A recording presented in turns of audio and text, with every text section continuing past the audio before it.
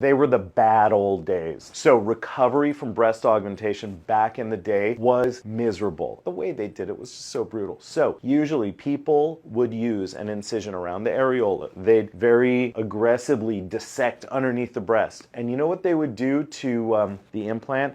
They'd take their finger, shove it all around, and just tear shit up, literally tear muscle, tear blood vessels. It would be a huge mess. And because it was a bloody mess, what would they do? They'd take a big like gauze pad, shove it in there, leave a bunch of the cloth fibers from the gauze pad in the breast, and kind of like squeeze things down, hoping that the bleeding would stop. Then they would take usually a super oversized, ridiculous implant and just literally shove it down this little incision to get the breast implant in. It was traumatic, it was terrible, and people would suffer. You know, one thing one of the old farts told me was that, listen, you put the implant in there, the size of this big implant is gonna stop all the bleeding.